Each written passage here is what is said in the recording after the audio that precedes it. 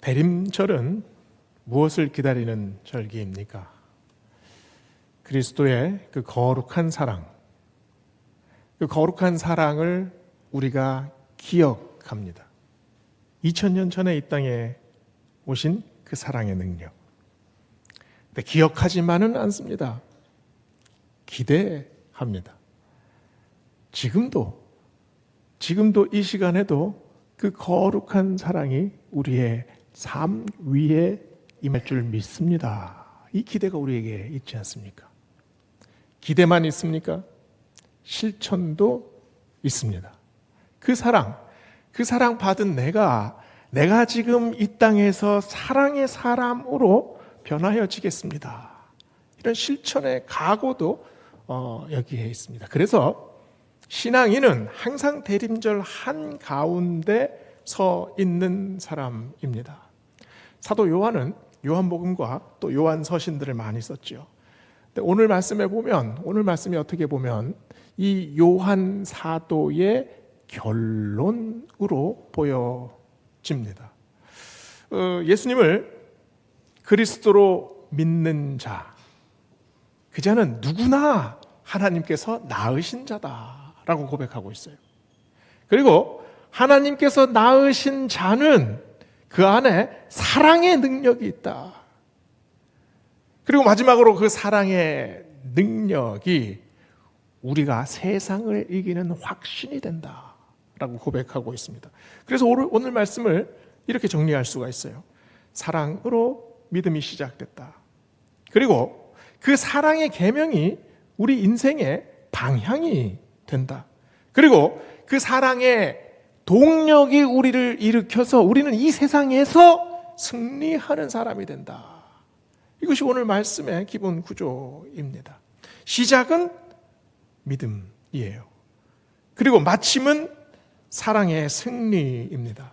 근데 그 온 과정이 무엇으로 가득 차 있습니까? 계명을 따르겠다는 마음.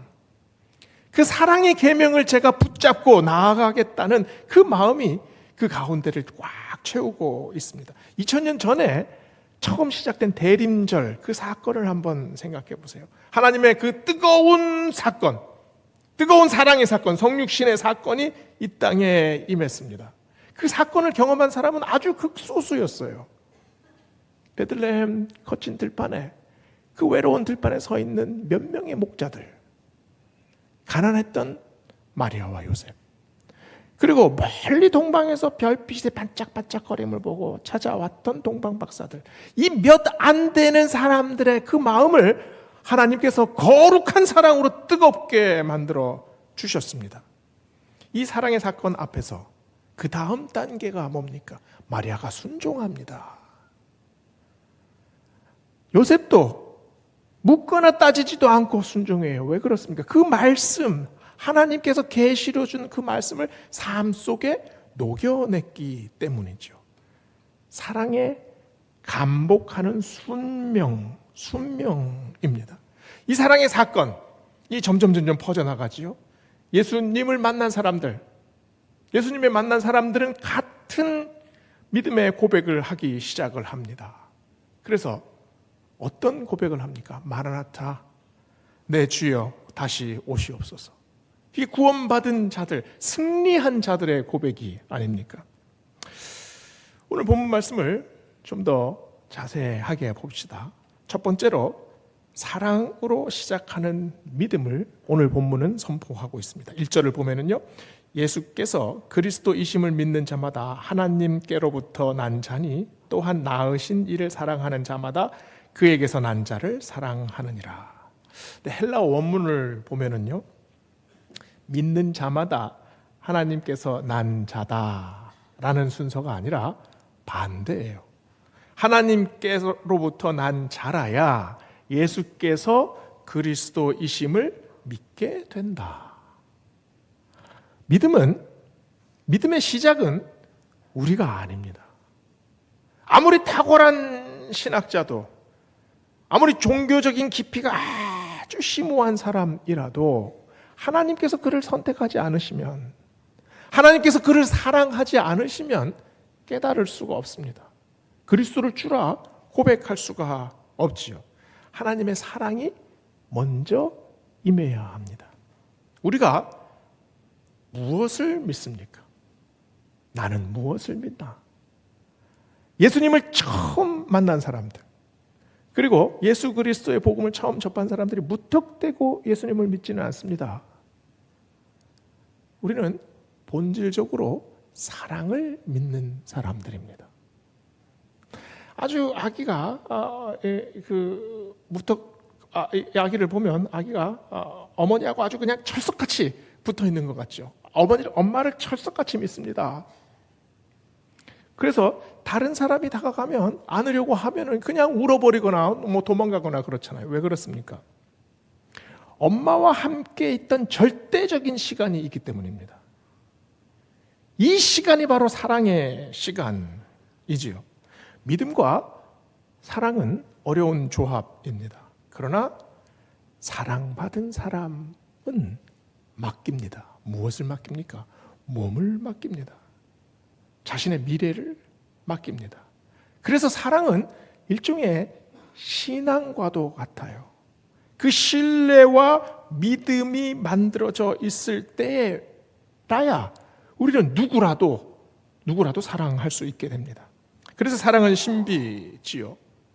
내가 사랑하겠다고 해서 사랑이 잘 이루어지지 않습니다. 믿음도 마찬가지지요.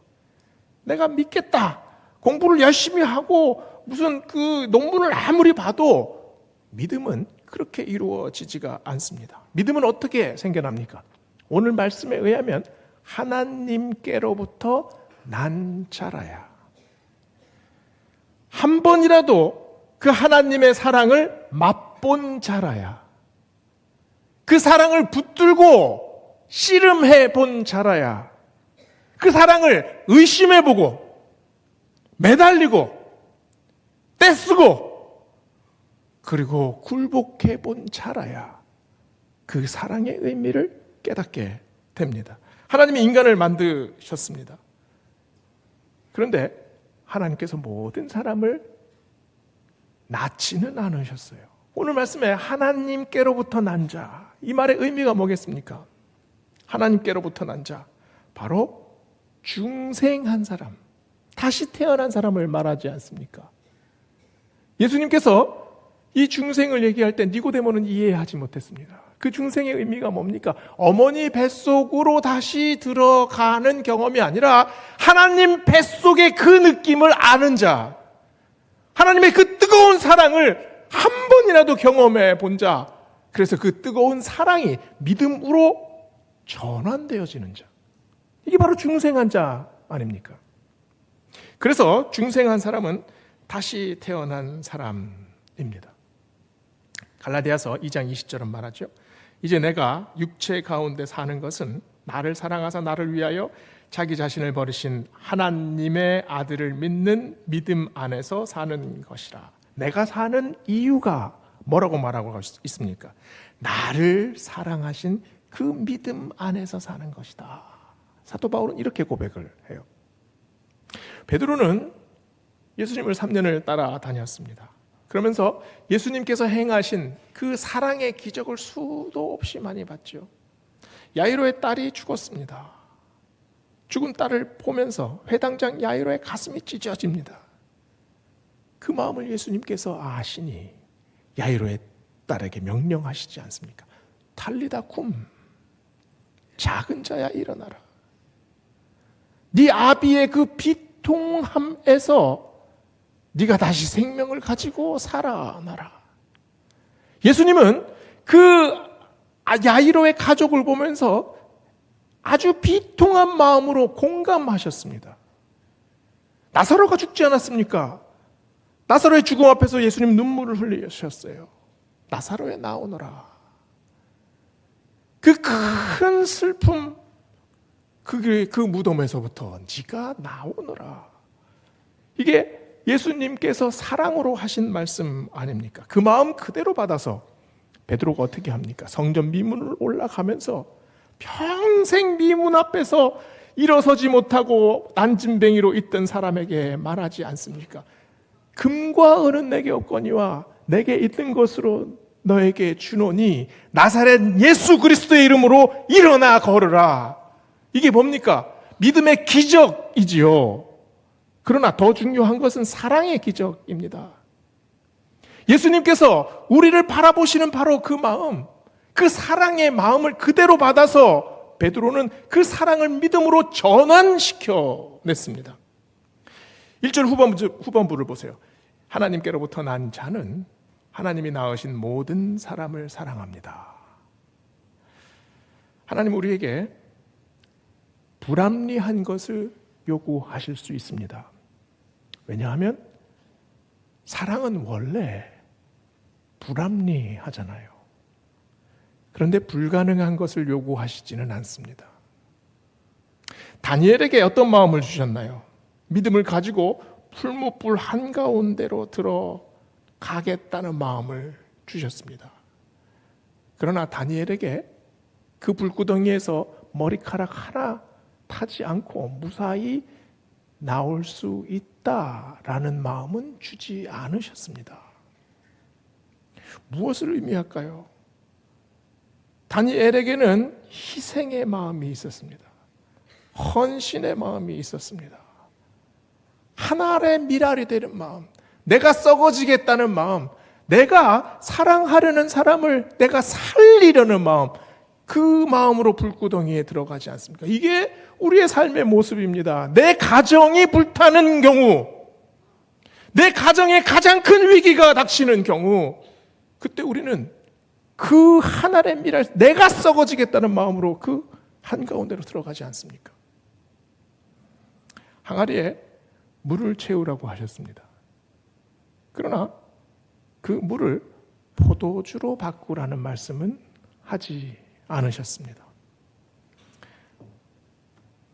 우리 아들을 하나님 변화시켜 주시옵소서. 새벽에 이렇게 기도하시는 분이 있습니다. 내 아들의 마음이 자꾸 메말라 비틀어지는 마음이 아니라 그 마음에 하나님 생명을 주셔서 그 마음이 살아나게 하나님이 끌어 주시옵소서. 이 간절한 기도의 의미가 뭡니까? 우리는 기도할 뿐입니다. 우리는 그 항아리를 들고 그저 앞으로 나아갈 뿐입니다. 변화시켜 주시는 분은 하나님이십니다. 그 맹물을 포도주로 변화시켜 주시는 분은 하나님이시죠. 이게 우리의 믿음 아닙니까? 오늘 주님을 기다리는 대림절 첫 주, 우리의 마음에 이 믿음의 촛불이 켜지기를 원합니다. 그래서 우리가 그 마음으로 내 사랑의 마음이 믿음으로 전환되게 하여 주시옵소서. 이 고백이 우리 모두에게 있기를 주의 이름으로 축원합니다.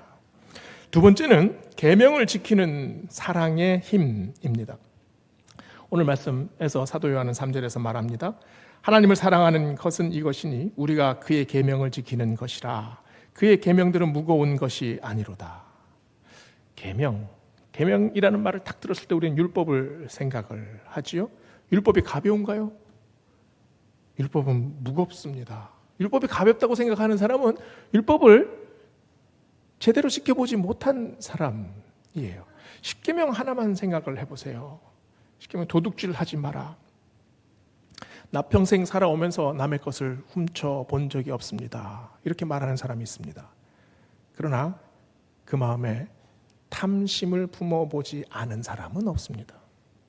간음하지 마라. 나는 살아오면서 간음을 하지 않았습니다. 그런 사람 많아요. 그러나 음욕을 품지 않은 사람은 없습니다. 네 부모를 공경해라. 공경하라라는 이 공경이라는 단어는 히브리 말로 카베드입니다. 카베드, 사람의 간을 말해요. 간을 손에 한번 쥐어 보십시오. 묵직합니다. 그래서 무겁다는 말인가요? 그래서 무겁다는 말이 아니라 생명이기 때문에 무겁습니다. 부모를 공경하는 것, 그건 생명과 연관된 일입니다. 계명을 하나 지키는 것, 율법을 하나 지키는 것 쉽지 않습니다. 하나하나 지켜나가기 위해서 인생의 최선을 다해야 합니다. 그럼 하나님은 왜 계명은 무거운 것이 아니다라고 말씀을 하셨습니까? 왜냐하면 율법은 행동 강령이기 때문입니다. 율법 자체가 원칙이 아닙니다. 아주 자세한 여러 가지 세칙들을 모아놓은 거지요. 우상 숭배하지 마라. 하나님을 외면하는 가장 파괴적인 일, 그 일 중에 하나가 우상 숭배이기 때문이죠. 안식일을 거룩하게 지켜라. 안식일을 지키지 않았을 때 하나님과 점점 멀어지기 때문입니다. 우리가 봉사의 일을 하게 하죠. 노숙하시는 분들을 위해서 우리가 밥을 퍼줍니다. 그런데 그 일이 계명입니까? 그 일은 계명이 아닙니다. 그 일은 사랑을 베푸는 여러 가지 방법 중에 하나입니다. 계명은 그래서 하나님께서 원하시는 방향입니다. 하나님께서 내 삶 속에서 무엇을 원하시는지를 알려주시는 지침이에요. 보네포 목사님이 이렇게 말했습니다. 믿는 자만이 순종하고 순종하는 자만이 믿는다. 이 말의 의미가 뭐겠습니까? 하나님의 사랑을 믿는 자는 깊이 묵상합니다. 그 계명 하나를 가지고 이 계명을 어떻게 지켜야 할지, 그리고 이걸 지킴으로 인해서 점점 하나님의 사랑을 더 많이 깨달아가요. 또 더 많이 느낍니다. 더 많이 고백하게 되지요. 그래서 2절은 말합니다. 우리가 하나님을 사랑하고 그의 계명을 지킬 때에 이로써 우리가 하나님의 자녀를 사랑하는 줄 아느니라. 사랑할 수 없는 사람을 사랑하는 일, 그건 불가능에 가깝습니다. 이런 사람을 하나님 어떻게 사랑합니까? 이 사람은 하나님 변할 기미가 보이지 않습니다. 나만 지칠 뿐입니다. 우리 마음에 이런 기도가 나올 때가 있지 않습니까? 인간의 힘으로는 사랑 안으로 한 발짝 디디기도 힘들어요. 그러나 내 마음에 하나님께서 말씀하신 그 계명 하나 붙들고 기도하기 시작하면, 내가 하나님 말씀에 의지하겠다 마음 먹기 시작하면, 내가 그래서 그거 하나 가지고 씨름하기 시작하면, 그때 하나님께서 내 안에 새로운 능력을 주십니다. 나를 점점 새롭게 만들어 가십니다. 새가 살아 있을 때는 새가 벌레를 잡아먹습니다. 새가 죽으면 벌레가 새를 먹어요. 내 안에 사랑이 살아있으면 그 사랑이 나를 지배합니다. 근데 내 안에 사랑이 죽어버리면 욕망이 나를 지배하기 시작하지 않습니까? 뜨겁게 사랑하는 연인들을 보세요. 뭐든지 다 들어주려고 합니다. 힘든 일도 도맡아서 하려고 하고, 저 사람의 걱정이 나의 걱정이 되고, 저 사람의 상처가 나의 상처가 되기도 합니다. 지난 여름엔가요, 카페에서 있는데 아주 피트니스 강사를 해도 되는 그런 아주 막 울퉁불퉁한 근육을 가진 청년이 이렇게 자기 여자친구에게 이런 얘기를 하는 걸 들었어요. 아이고, 이걸 제가 어떻게 표현을 하기가 좀 그런데, 이게 목소리가 아주 그냥 나긋나긋하게 시작을 하는데, 자꾸 그러면 나도 삐질 거야 뭐 이런 식으로 얘기를 해요. 이게 저 근육에서 어떻게 저런 목소리가 나오나. 제가 사람은 사랑하면 변합니다. 어떻게 변합니까? 사랑하는 사람 위주로 변하게 되죠. 사랑은 자기 이익 때문에 사랑하지 않습니다. 헌신하지요. 아기를 위한 엄마의 헌신, 눈물겹습니다. 아주 고생스러워요. 그러나 얼마나 자연스럽습니까? 여기에 사랑의 신비가 있잖아요. 나는 힘든데 그 힘든 것을 너무 너무 자연스럽게 받아들여요. 의무라고 생각하지 않습니다. 이것을 꼭 해내야지 이런 생각 전혀 없어요. 그냥 자연스러워요. 그 힘든 일을 해내는 게 이게 사랑 아닙니까? 설렘만 있다면, 그 안에 사랑이 없다면 그건 그냥 설렘입니다. 따스함이 있는데 그 안에 사랑이 없다면 그냥 그건 따스함임입니다. 상처는 그냥 상처고 아픔은 그냥 아픔입니다. 그런데 사랑이 여기에 개입하면 설렘과 따스함과 상처와 아픔을 하나로 만들어냅니다. 그리고 내가 껴안기 시작합니다. 그럼 이게 새로운 걸 만들어내지 않습니까?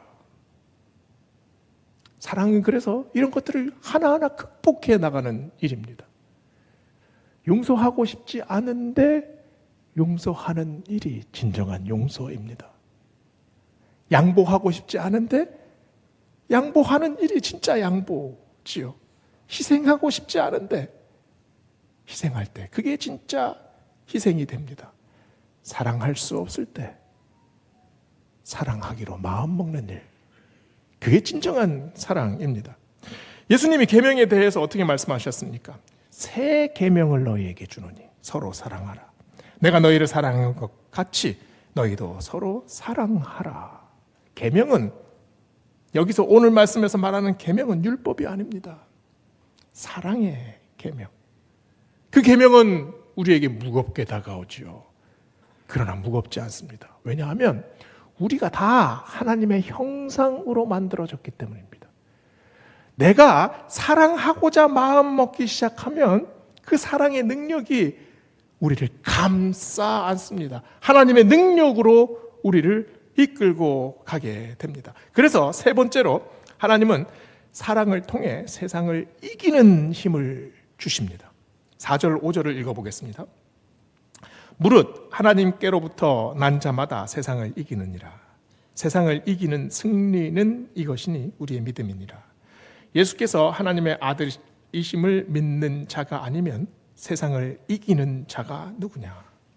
이 말씀을 순차적으로 읽으면 좀 긴장감이 덜해요. 근데 이걸 질문으로 한번 바꿔 보십시오. 세상을 이기는 자가 누구냐? 나는 세상을 이기는 자입니까? 나는 승리한 자입니까? 나는 성공한 자입니까? 이기는 것, 승리, 성공, 이게 도대체 뭡니까? 4절 5절을 보면은요, 계속해서 반복되는 말씀이 계속 나오잖아요. 이기는이라, 세상을 이기는, 승리, 이기는 자. 이게 다 똑같은 단어입니다. 헬라어로는. 니케, 니카, 니카온, 니카사. 우리가 너무나 잘 아는 나이키에서 나온 단어 아닙니까? 우리는 늘 승리에 굶주려 있어요. 테니스 한 판 쳐도 기를 쓰고 이기려고 합니다. 직장에서도 더 빨리 승진하려고 하고요. 이 아이들 축구 클럽에 가보면 아이들이 아니라 엄마들이 더 난립니다. 승리하고 싶은 마음, 그 마음의 뿌리에는 뭐가 있을까요? 인정받고 싶은 마음이 있습니다. 에베레스트 산 꼭대기를 목숨을 걸고 올라가는 사람들이 있습니다. 그 산을 왜 올라갑니까? 산이 그곳에 있기 때문에 올라갑니다 라고 말을 해요. 물론 지리산이나 설악산이나 동래산은 그런 마음으로 올라갈 거예요. 근데 왜 죽음을 각오하고 그 에베레스트 산을 키놓고 올라갑니까? 산이 있는 그곳에 수많은 사람들이 바라보기 때문입니다. 그 꼭대기에 서면 수많은 사람들이 환호하기 때문입니다. 인간의 만족은 하나같이 모두가 관계와 연관되어 있습니다.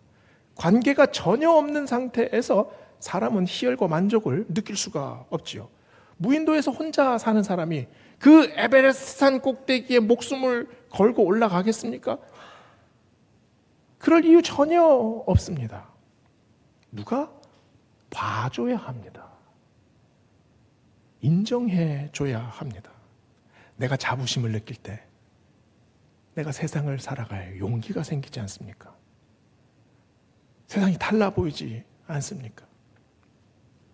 그런데 우리는 자꾸 세상 사람들이 원하는 것으로 승리하려고 합니다.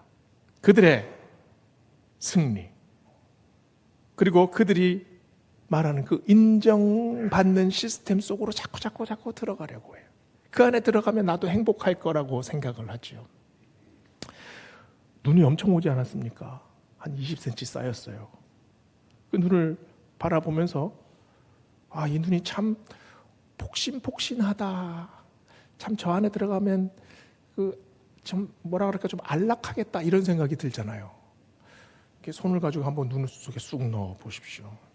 엄청 차갑습니다. 발바닥으로 한번 그 안에 들어가서 한 10분만 있어 보십시오. 그 가시밭입니다. 겉으로 보기에는 아주 푹신푹신하고 아주 아름다워 보입니다. 그러나 그 안은 냉혹합니다. 이게 세상 아닙니까? 성경을 아무리 뒤져봐도 너 자신을 사랑해라 이런 말씀은 없습니다.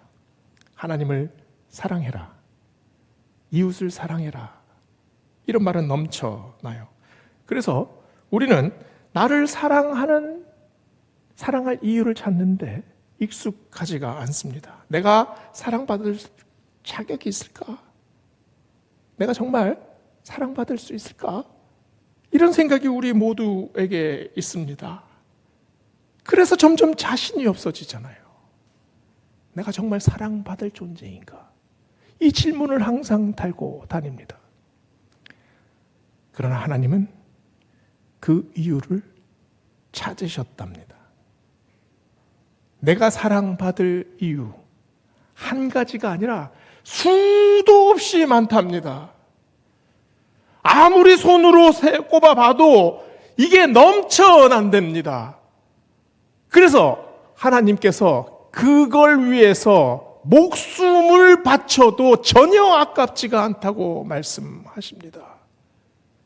이게 바로 내가 사랑받을 이유 아닙니까?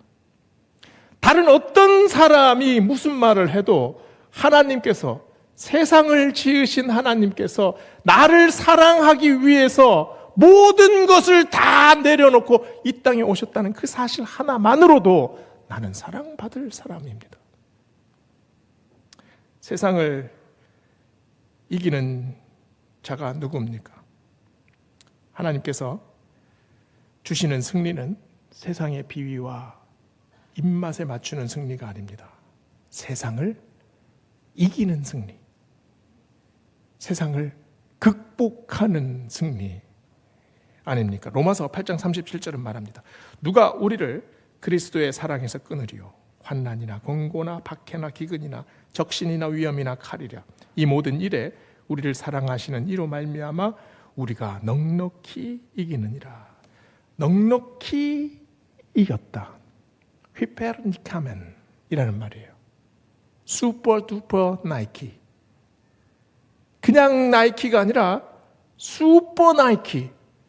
완전히 모든 승리를 뛰어넘는, 훨씬 초월하는 그런 승리를 말합니다. 그 승리가 어떤 승리입니까? 내 안에 꽉 차오르는 자부심입니다. 내가 이토록 사랑받고 있다는 사실을 확인하는 겁니다. 그래서 어떤 사람과 비교를 통해서 나타나는 것이 아니라 내 존재 자체가 하나님에게 얼마나 소중한 것인지를 너무나 절실하게 깨닫는 순간, 그것이 우리에게 무엇이 됩니까? 그게 우리의 힘입니다. 우리의 능력 아닙니까? 세상을 이기는 자가 누굽니까? 예수님이 하나님의 아들이심을 믿는 자, 예수님이 나를 이토록 사랑하신다는 사실, 하나님이 모든 것을 내려놓고 나를 살리기 위해서 달려오셨다는 사실, 내가 사랑받을 이유가 어마어마하게 넘쳐난다는 사실, 그게 나의 자부심이 됩니다. 내 영혼의 긍지가 됩니다. 그게 그래서 내 영혼을 살려냅니다. 세상을 이기는 자가 어떤 자입니까? 바로 이 믿음, 이 확신이 있는 사람입니다. 오늘 말씀을 통해 대림절을 지나며 우리가 다시 고백합시다. 하나님께서 우리를 뜨겁게 사랑하셔서 이 땅에 오셨습니다. 그리고 우리에게 계명을 주셨습니다. 그 계명은 어떤 계명입니까? 사랑의 계명입니다. 내가 변화해지고 변화받은 내가 다른 사람을 사랑할 수 있게 하시는 능력입니다. 이 능력 가지고 세상에 나아갈 때 세상 앞에서 담대하게 세상을 이겨나가는 우리 모두 되시기를 주의 이름으로 축원합니다.